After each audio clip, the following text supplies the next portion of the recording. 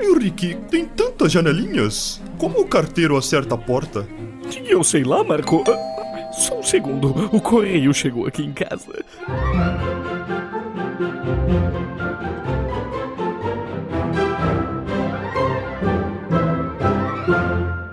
Olá, meus queridos marujos e marujas, e sejam muito bem-vindos a mais um Iconic Spot. Iconic Spot. Hoje, com um dos artistas que eu mais amo no mundo, o Sr. John Avon. Eu sempre falo Avon, mas lembra aquela marca de cosmético, né? O nome dele é John Avon. Ele fala John Avon. Nem é isso, né? Nem é isso. Mas pois é, como vocês podem observar, eu tenho falado com certa frequência que é o artista que eu mais gosto, um dos artistas que eu mais gosto. De fato. Pois assim. é, eu também. Que bom que a gente gosta de vários artistas, né, Marco? Mas esse você tem como provar, Henrique. Esse eu tenho como provar porque eu tenho um quadro dele no quarto onde eu morava com os meus pais. Tem um quadro gigante em cima da minha cama do John Avon. Porque, enfim... Assinado por ele, é isso aí. O John Avon, ele nasceu em 1961 lá no país de Gales, a terra das ovelhas, na Inglaterra. Ele desde pequeno sempre foi muito fã de ficção científica, né? E de alguma forma ele queria viver com algo relacionado à ficção científica, né? O interessante é que logo cedo ele já teve contato com a arte, né? Como diria a Dani Fisher, blá blá blá, eu sempre desenhei. Essa parte se resume em um blá blá blá. E o interessante é que ele já pintava muito bem aos 13, 14 anos. E a vizinha dele, aos 14 anos de idade, pediu pra ele fazer uma cena parisiense, uma pintura. E ele recebeu 5 libras por isso. Então ele teve o primeiro commission dele aos 14 anos de idade. Que é muito legal, né? Muito bom mesmo. E a mente de negócio dele nasceu naquele momento, né? E ele não era um aluno perfeito, exímio, né? E o interessante é que foi a arte que salvou ele da escola. Que ele não suportava a escola e a arte que salvava ele, né? Acho que muitas pessoas podem se encontrar nessa... Se relacionar, ideia, né, com isso. Totalmente, né? Bom, ele foi pra faculdade de design gráfico em Brighton, mas quando ele chegou lá, ele se sentiu totalmente fora do lugar. Porque a verdade é que os artistas de lá, eles tinham uma atitude super blasé, assim, eram artistas extremamente conceituais, e ele sempre foi um artista extremamente tradicional, né? E o interessante é que ele ia lá, queria fazer as coisas tradicionais dele, e os professores deles, de fato, assim, nunca ensinaram coisas técnicas pra ele. Sempre ficavam fazendo comentários extremamente subjetivos. E ele até fala numa entrevista dele algo muito interessante, né? Talvez eu devesse pintar meu cabelo de laranja, vestir umas roupas estupefosas e fazer uns painéis de 3 metros sobre certas partes humanas pra ser aceito nesse lugar, né? Pra você sentir o nível de deslocamento que fica aí na imaginação. Exatamente. Então, assim, a faculdade não teve um papel tão grande nesse aspecto técnico pra ele, né? Mas ele sempre, durante a faculdade, trabalhava por fora, que isso é muito importante pra todo mundo, né? E o interessante é que ele já saiu da faculdade com muitas oportunidades de trabalho, né? E ele já começou a fazer capas de livro, né? E capas de livro de escritores muito, muito, muito interessantes, muito bons, como, por exemplo, Stephen King, Arthur C. Clarke, só caras de ficção científica. Então ele já chegou fazendo exatamente o que ele gostava, né? E ele era um ilustrador de só nomes grandes já, né, cara? Direto, assim, nomes direto. Gigantes. E isso tudo antes do computador. A gente tá falando dos anos 80, anos 70, né? Mas o Sr. John Avon, ele é realmente famoso por causa da sua contribuição pro melhor jogo do mundo. É claro, Magic the Gathering, né? Um jogo de cartas onde ele... E eu sou extremamente imparcial nessa questão. Vamos colocar um disclaimer. Fanboy alert. Fanboy alert. E, basicamente, ele é um dos artistas que mais deram cara pro Magic, né? Porque ele começou junto com o Magic, praticamente junto com o Magic quando ele nasceu, né? E é interessante como ele conseguiu entrar pro Magic the Gathering. Um amigo dele tinha uma reunião com uma recruiter do Magic e por acaso ele tava lá. E aconteceu dele, vou mostrar meu portfólio também.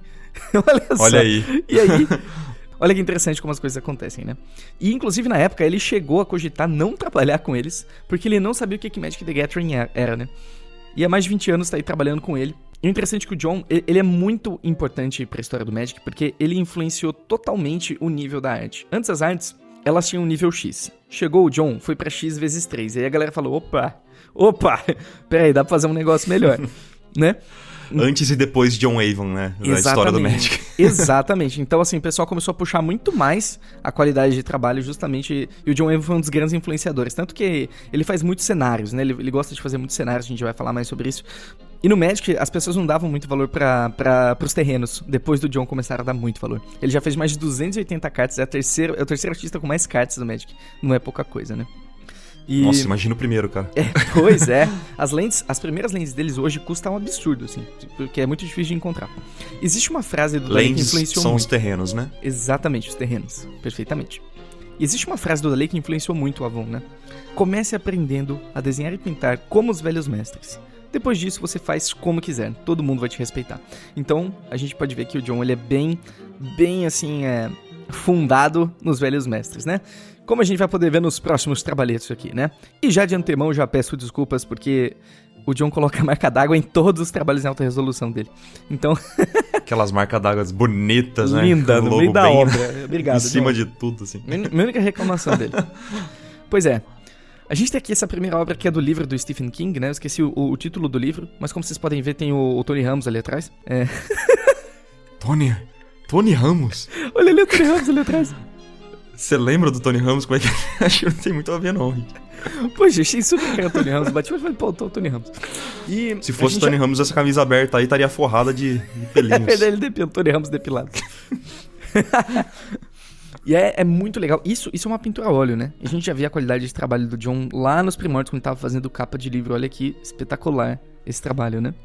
Sim, e é bem diferente do que ele foi reconhecido, né? Que já não são só terrenos, né? Tem os personagens ali na frente. Depois só que ele vai começar a engrenar pra aquela parte de só landscape e tal, né? Exatamente, mas é muito importante mostrar o passado das pessoas, né? Muito legal isso. Então, que ele realmente, ele sabe, que é mais questão da escolha dele, né? Fazer o landscape e tal. Totalmente, né? Como a gente pode ver nesse próximo trabalho aqui, né? Olha que coisa maravilhosa, linda. É também pra uma capa de um livro, mas uma pegada totalmente diferente. Eu acho que o John, tem muito mais do John aqui do que na obra anterior, né? O negócio do John realmente é viajar pra outros lugares, tanto que ele tem um livro que ele conseguiu, com sucesso, fundar no Kickstarter. O livro Journey to Somewhere Else, um livro fantástico. E eu acredito que esse aqui já é digital, por exemplo. Uhum. E aqui a gente já consegue perceber realmente o que ele gosta, né, cara? Que é o fantasy, né? Trazer uma coisa bem mais fora do... sem pé no chão, né? Literalmente. E viajar, né? Pirar. E visitar outros universos, né? Isso define o John, Marco. Basicamente isso, né? E no começo ele pintava com tinta a óleo, com aerógrafo. E só depois ele foi pro digital, né? E pra ele foi muito natural migrar pro digital. Acho que é importante dizer isso. Que, inclusive, eu tenho dificuldades às vezes de ver o que é digital e o que é tradicional. Porque ele transfere todo o conhecimento do tradicional pro digital. Pra ele foi muito simples, né? Ele fala que pra ele foi muito simples essa transição, né? E a gente vê o mesmo nível de qualidade, sinceramente. E é interessante de pensar nisso, né? Porque as ferramentas digitais, Photoshop, Painter, elas vieram solucionar um problema digital que as pessoas encontravam no tradicional. Então, muitas das ferramentas, elas são só um espelho do que a gente tinha no tradicional, né? Você pode começar a reparar algumas coisas nesse sentido, né? Tanto na pintura quanto na fotografia também. Uhum. Com certeza, com certeza.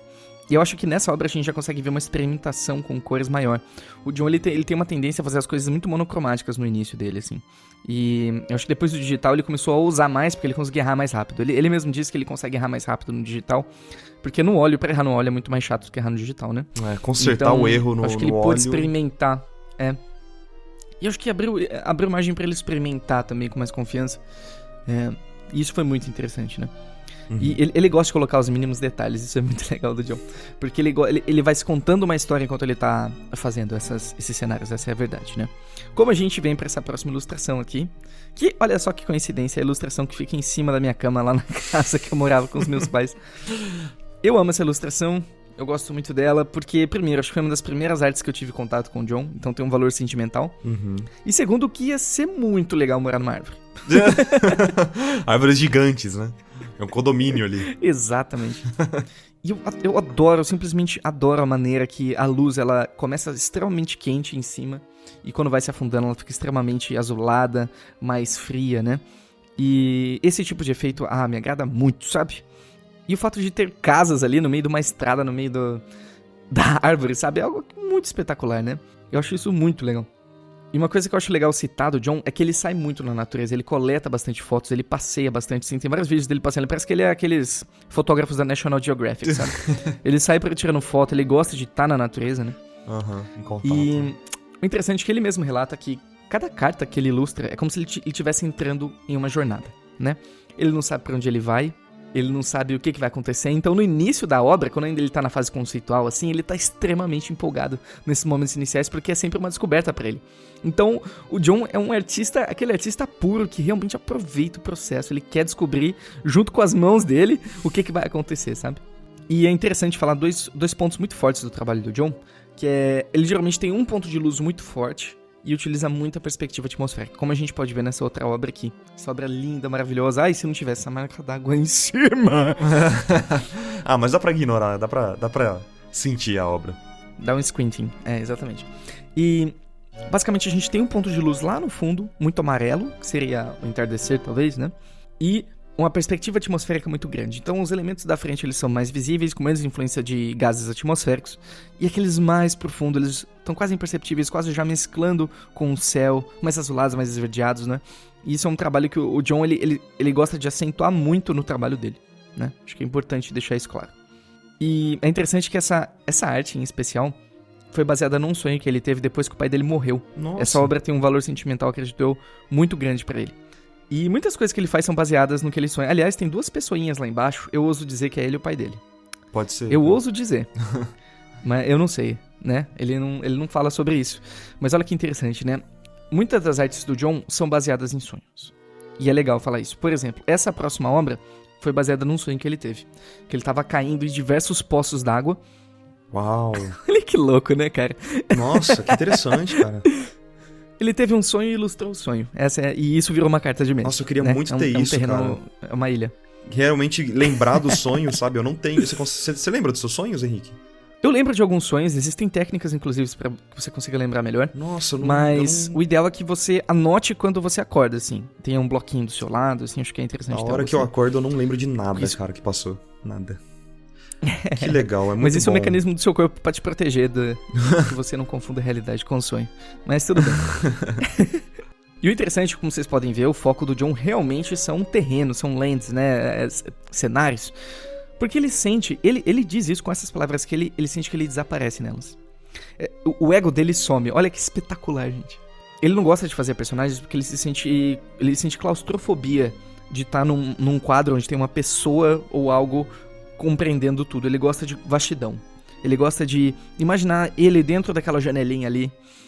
Sim. Então o processo, eu acho, sinceramente, assim, que ele pinta como uma criança. Da melhor maneira possível, eu quero dizer isso. Que ele realmente aproveita o processo. Entende o que eu quero dizer? Uhum. E a verdade é que ele gosta de estar em outros planetas, ele gosta de se colocar nessas situações, né? Depois de trabalhar um tempo nos cenários, ele mesmo relata que é como se ele estivesse vivendo dentro das artes dele. Olha que espetacular, ele realmente se teletransporta pra dentro dos trabalhos dele. E ele tem uma frase que eu gosto muito, que ele fala o seguinte, né? Para algumas pessoas, a fantasia é mais uma realidade.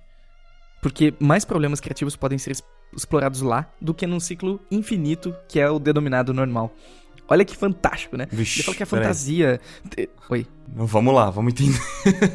Ah, você achou muito complexo? Explica aí. O que ele quer dizer é o seguinte, para algumas pessoas, o universo natural, o normal que existe, não é o suficiente, porque não tem problemas interessantes o suficiente para a criatividade dele. Então ele tem que imaginar problemas que não existem para resolver eles. Entende? Uau.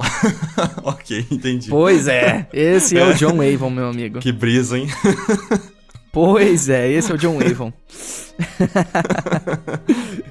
E além dele se teletransportar para as obras dele, ele sempre transfere muito da emoção dele, do momento nas obras, né? Como a gente pode ver com essa obra aqui que eu queria mostrar, que é uma obra noturna, mas provavelmente é um pântano, né, no Magic. E dependendo do sentimento dele, ele vai lá e expressa, né? E eu tenho certeza que ele passeou por cada janelinha, que ele fez pensando o que estava acontecendo lá dentro. Porque como eu disse, eu acho que ele tem esse espírito de criança, de realmente contar a história enquanto vai desenhando, enquanto vai fazendo, o que é espetacular. Porque é o que ele gosta de fazer. É isso que ele quer fazer pro resto da vida dele, é isso que ele faz, é isso que faz ele ser completo. E encontrar isso é algo muito especial, por si só. Bom, agora a gente tem essa outra obra aqui que eu queria mostrar, porque ela é linda, maravilhosa. E ela compacta tudo que a gente já falou, a questão do ponto de luz principal, que é o céu, reflete nesse poço maravilhoso, né? Uhum. A gente tem a questão da perspectiva atmosférica também. Sim. E a gente tem a questão da experimentação. Tem uma coisa que eu acho que vai explodir sua mente quando eu falar, Marco. Pera aí, vamos lá.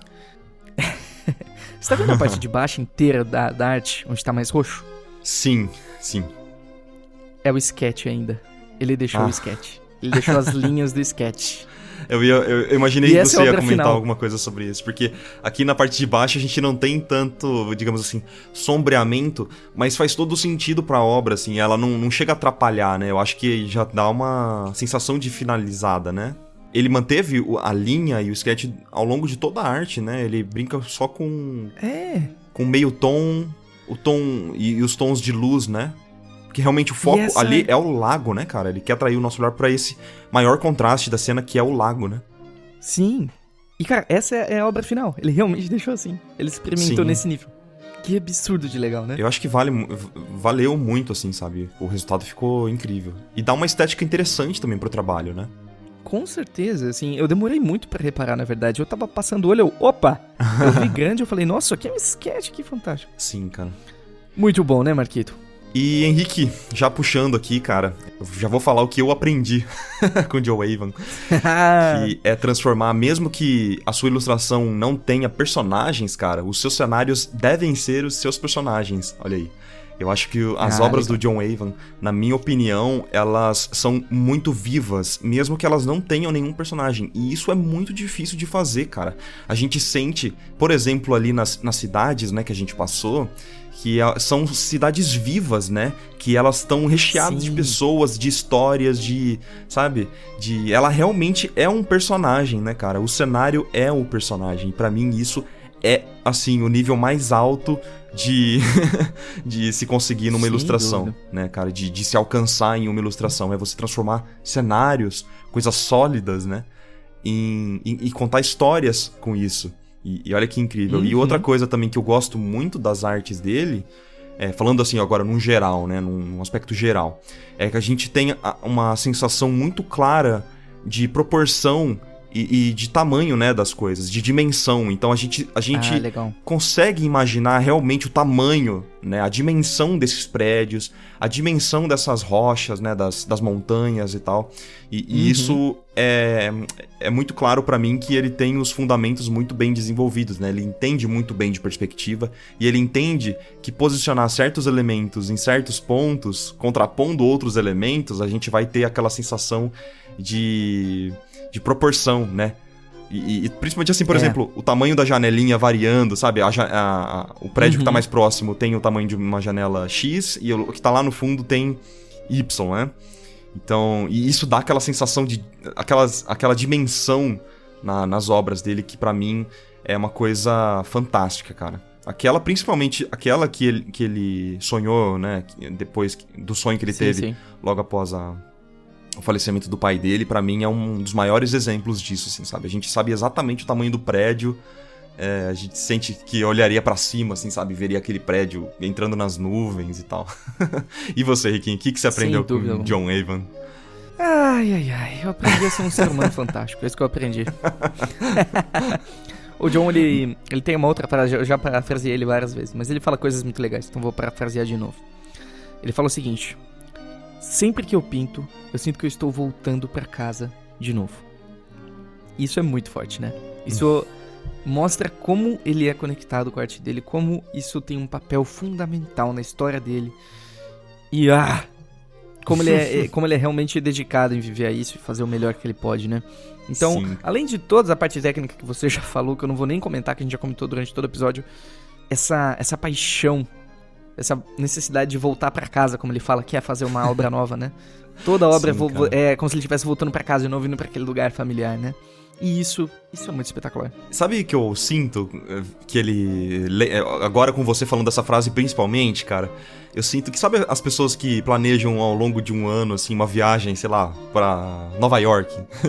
Eu sinto que o John Avon, ele planeja as suas viagens também, assim, sabe? Tipo, não... então nos quadros. Então, cada quadro novo é como se ele estivesse planejando uma viagem, assim, sabe? Sabe o que eu tô querendo dizer? Faz todo sentido. Sim.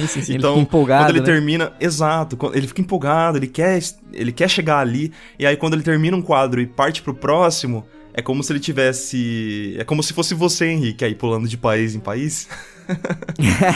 É você planejando a sua próxima viagem, né? Isso é uma coisa muito bacana, que eu sinto nas obras dele. Basicamente, ele é a própria agência de viagens. É. Exatamente. Muito bom, muito bom. Legal, pessoal. Então, esse foi o John Avon.